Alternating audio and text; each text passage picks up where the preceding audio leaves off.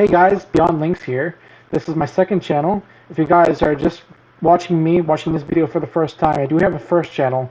It's Resident Links. Please subscribe to that channel also. I really appreciate it. I hope you guys enjoy my movie review on Child's Play 1. I will be doing the full franchise on the channel. And also please like and subscribe. I really appreciate it. Leave a fat like. Press that bell icon for more videos like these.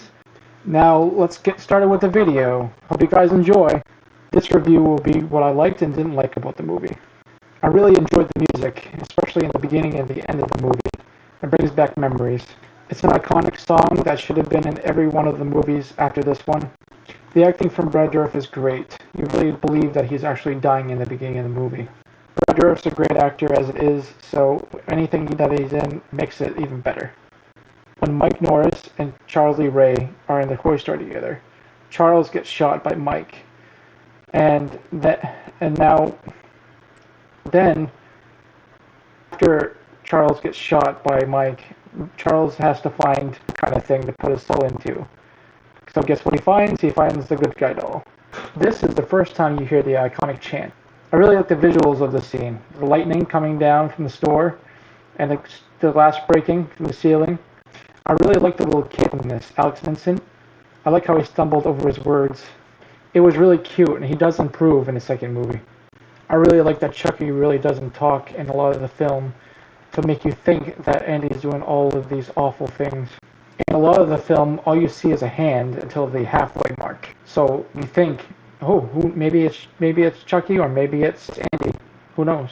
I had to put Chucky's first kill in here also. The suspense of Aunt Maggie looking around, not seeing anything, but only hearing. We the audience know what's coming, but she doesn't.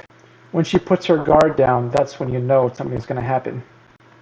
Chucky picks up a toy hammer and hits her right in the face. Then she stumbles and falls through the window and crashes right through the window, a few stories above the ground. Then hits the car parked on the road down below. That was the first death of the series, so it's going to be iconic. I mean, come on. Maggie falling out of the window, hitting a car parked down below. You can see her hand dangling off the car, so it's iconic. I remember hearing that Alex Vincent didn't once say that Chucky said that Aunt Maggie was a real bitch and got what she deserved.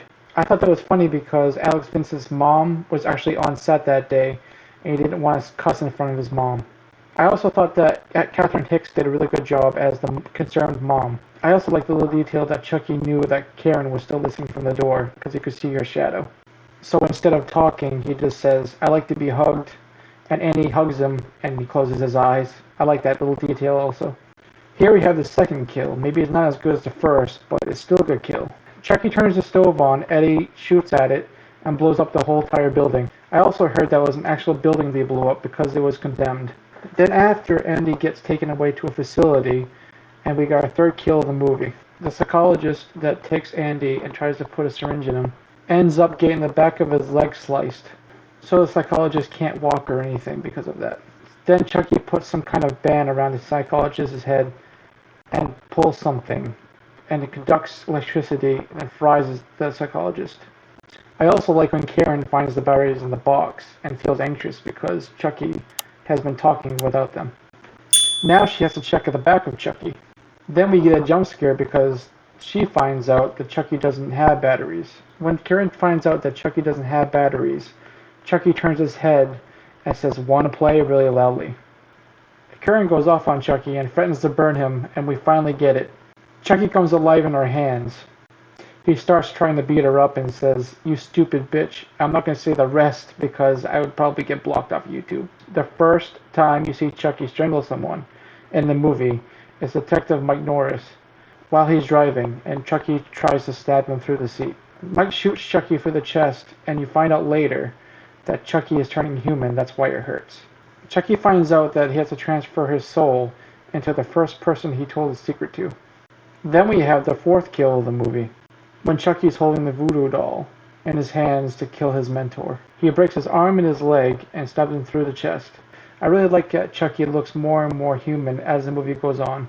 I mean, his face changes throughout the movie, and it's a cool little detail.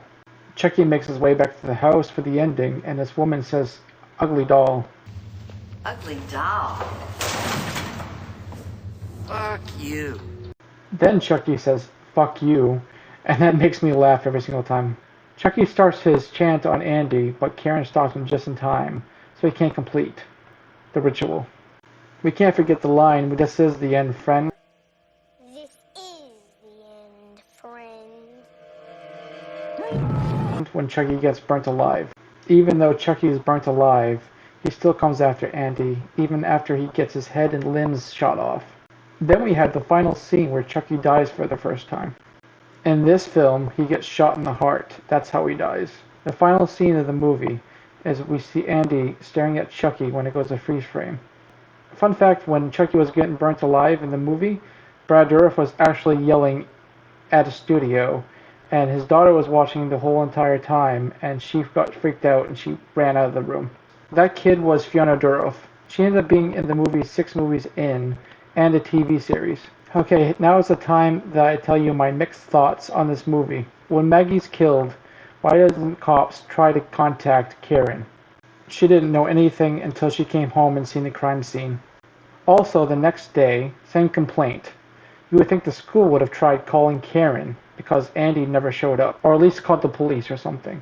Andy could have gotten kidnapped. In fact, in real life, that probably would have happened. I mean, maybe they did call the police because the next scene after Eddie dies, Andy is with the cops.